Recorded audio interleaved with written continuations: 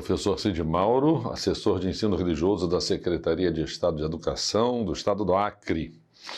E a gente está com o 7º ano na aula 8, Estratégias de Promoção da Convivência Ética e Respeitosa entre as Religiões. Como é importante e atual o assunto desta aula de hoje, convivência ética e respeitosa entre as religiões. É urgente e carente. A gente, às vezes, discute o grau de desenvolvimento social, mas em alguns momentos, em alguns sentidos, a gente tem uns retrocessos, né? E essa aula é importante para que a gente entenda que tem que haver essa convivência respeitosa, não é? Qual é a contribuição das religiões para a ética? As religiões devem se preocupar com o seu bom exemplo. Deve partir delas o bom exemplo para a sociedade. Um diálogo, uma aproximação entre elas, na sua diversidade, nas suas diferenças, é fundamental. De qualquer modo, a religião pode contribuir para a moral de múltiplos modos. A religião autêntica deverá construir um impulso para a ação ética, deve contribuir mais, deve se constituir mais num impulso para a ação ética, mas ainda quando elas se tornam entre si um modelo de convivência pacífica, estabelecem uma cultura de paz e de tolerância religiosa. A sociedade carece muito de exemplos de tolerância, para que esses exemplos possam fazer o quê? Possam ser imitados, ok? Vamos lá então ver quais são os princípios religiosos e os princípios éticos. Já que a gente está pensando numa convivência ética entre as religiões, quais são as diferenças entre princípios éticos e princípios religiosos? Os princípios religiosos são específicos de cada confissão religiosa e existem várias. Já os princípios éticos, eles são universais. Uma pessoa não pode dizer, ela pode não aceitar certos princípios religiosos, mas ela não pode dizer que não vai aceitar princípios éticos, porque eles estabelecem o quê? O respeito entre as pessoas no contexto amplo da sociedade. Princípios éticos independem da pessoa ser religiosa ou não, ok? Os princípios religiosos estão relacionados a preceitos religiosos. Já os princípios éticos são princípios filosóficos amparados juridicamente. Então, eu não posso faltar com respeito a uma pessoa dizendo, não, é como se eu dissesse, ele é de outra religião, ele é de outra raça, ele é de outro nível social. Temos que nos respeitar igualmente, independente das nossas diferenças sociais, raciais, religiosas, porque os princípios éticos, eles são filosóficos e eles têm amparo jurídico. Os princípios religiosos, eles são propostos como norma para cada religião. Pode até ser para um conjunto de religiões.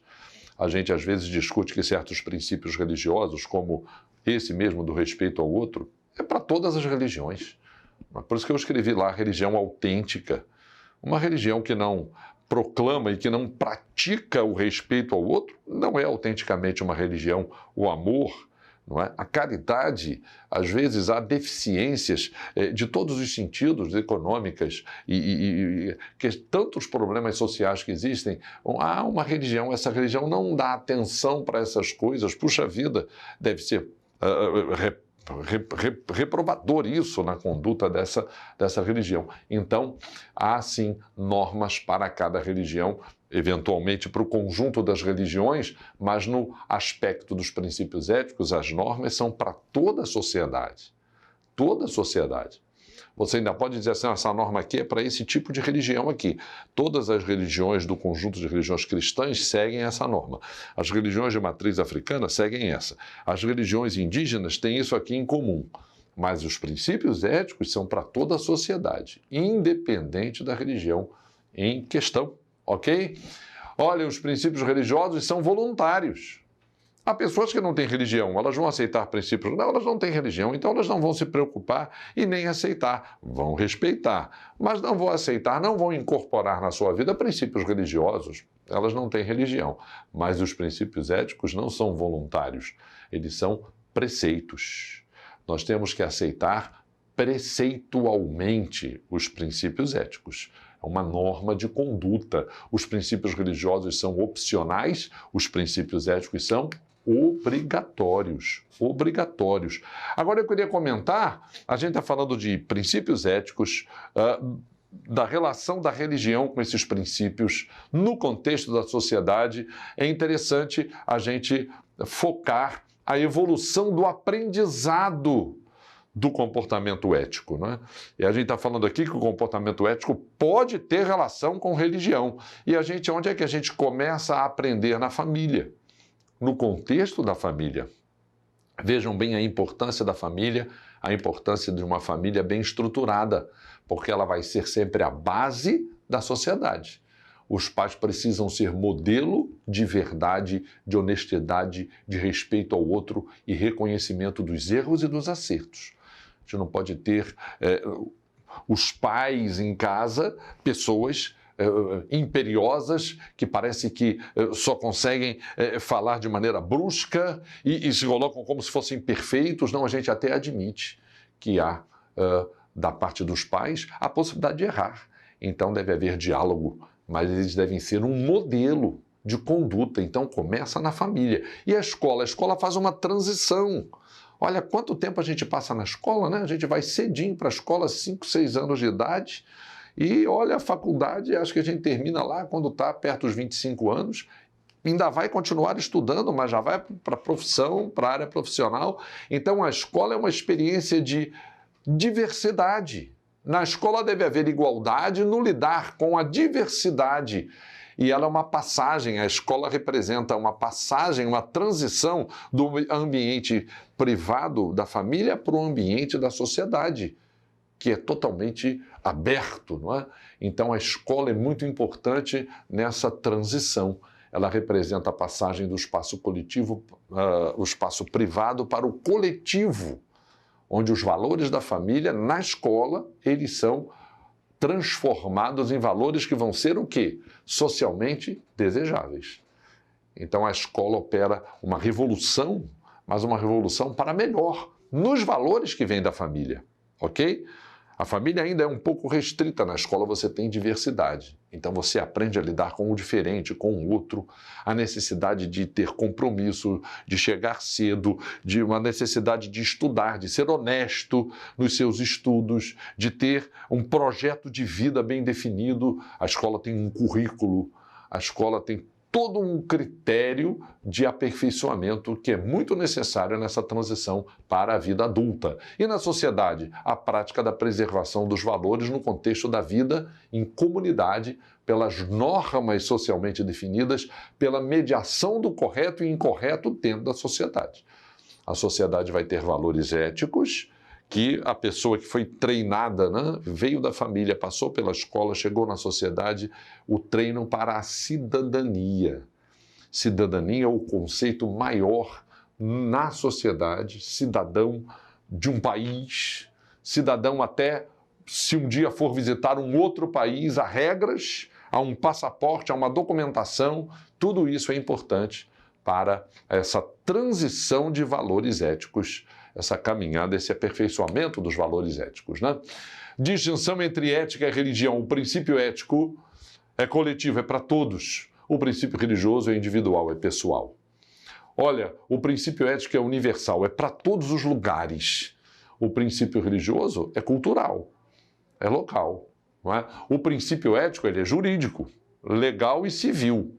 Nós já tínhamos visto aqui, não é? Ele é obrigatório.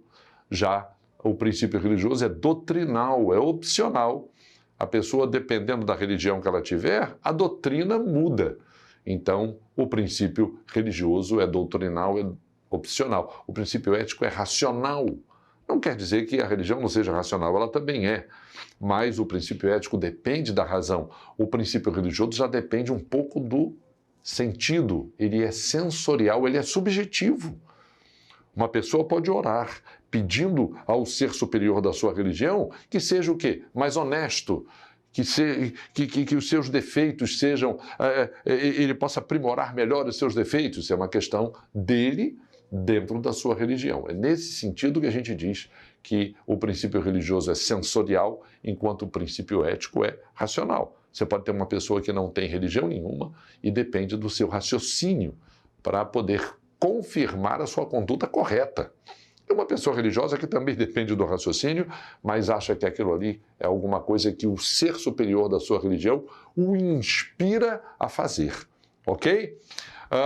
O princípio ético, ele é estatal, ele é laico. É o seu compromisso com o Estado, o seu compromisso com as autoridades, que também tem que ser éticas, que também tem que dar bom exemplo. É muito chato, muito triste, muito negativo quando a gente vê autoridades dando mau exemplo. Infelizmente isso acontece. Mas o princípio ético, ele é estatal. O princípio religioso é privado, é daquela religião, ok?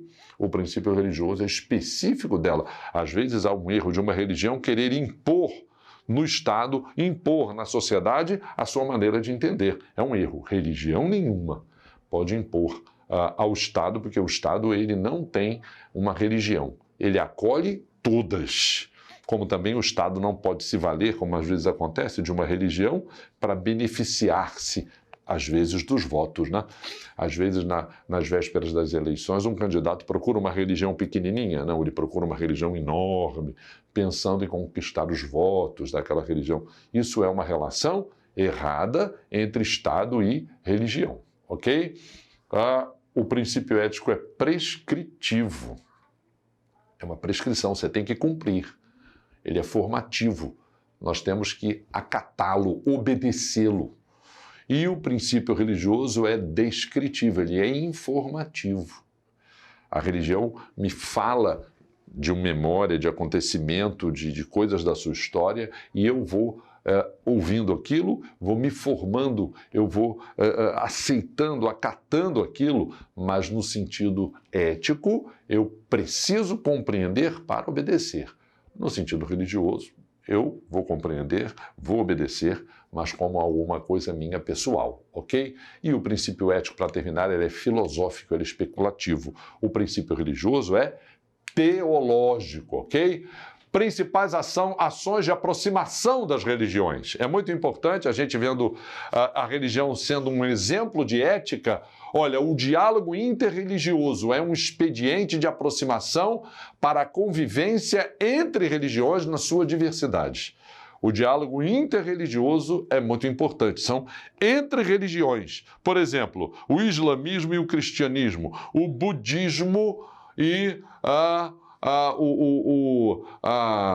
o confucionismo, o taoísmo e o hinduísmo, são entre religiões. Agora, o diálogo ecumênico é entre religiões cristãs. Catolicismo, por exemplo, com o protestantismo, são de tradição cristã, mas são diferentes entre si. Entre essas duas, a gente tem o diálogo ecumênico, ok?